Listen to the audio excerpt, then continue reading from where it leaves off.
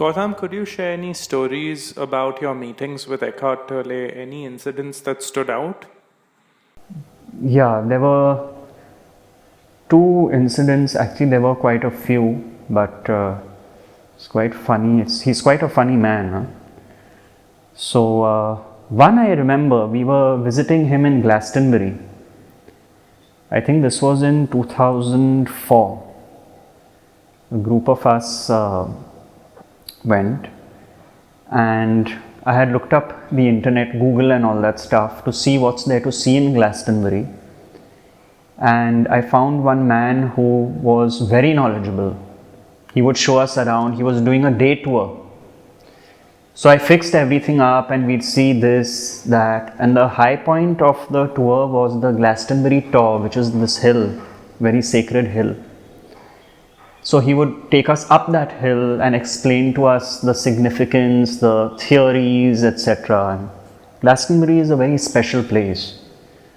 So all this was finalized. Now what happened was, the evening before we had dinner with Eckhart in Glastonbury. So he said, "What are you guys doing tomorrow morning?" So I told him, I said, Eckhart, we fixed this whole thing up. This guy is really amazing. And I think you should come along, because it will be really entertaining. He said, I have spent many years or a couple of years, but a lot of time in Glastonbury. So he said, would you like me as your tour guide? So I said, you got to be kidding. We'd love it. He said, but there'll be one difference. So I said, what?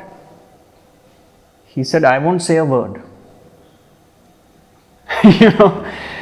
So naturally, I had to apologize profusely to the tour guide we set up, and I couldn't tell him the reason why because he wouldn't understand it. But anyway, that was shelved.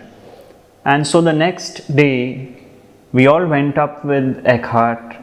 It was, I think, a 45-minute climb up the Tor in complete silence. And I tell you, it was the best. It was true justice being done to that walk up the Glastonbury Tor.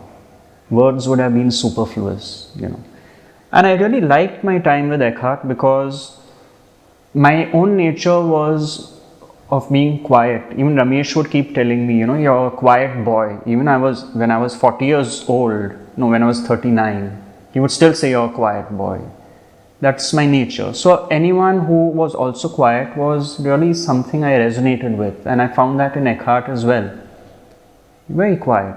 So that walk up the Tor in those 45 minutes with a group of us was just immensely gratifying because we really soaked in the whole scenery, the space, and truly, what are dates and years and numbers, and this happened in 300 years ago, that happened 750 years ago. It's really, you lose out the essence of the present moment, which is his teaching. And I had a similar experience with him when we went in Tiruvannamalai, up the hill of Arunachala.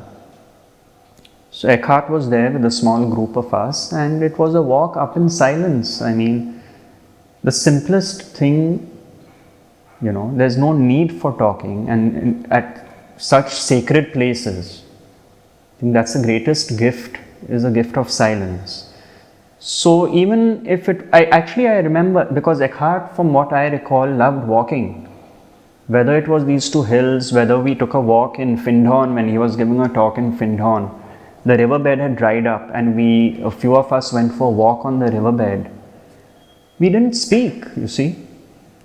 So that's probably why I cherish those memories. But Ramesh, on the other hand, loved to talk, and it was such fun. He couldn't sit still. His nature was like, okay, what's happening? And, I remember with Ramesh once, I'm sitting in his living room, we are having soup. And we are sitting and he's on his rocking chair like this, and he's looking at the room and he says, what a wonderful room. And I'm like, I told myself, is this guy joking? Because he lives here, But so spontaneous. It is a wonderful room, and for that to come out, he was so in the moment, So it was incredible because, of course, Ramesh was Ramesh. But coming back to Eckhart, I even remember one incident at Vancouver when we had dinner and red wine was served. This was in the early days, when I didn't know Eckhart much at all. And he had his glass of wine and he took a sip, like we all take the first sip very, gently and taste the wine and put it down. And then the man went around serving wine to everyone else, and he then came back to us, put some more wine and went. And then I saw Eckhart picking up the glass again and going through the same gentle and slow ritual. And I thought that, this is not his first sip, because I just saw like 10 minutes back or 5 minutes back.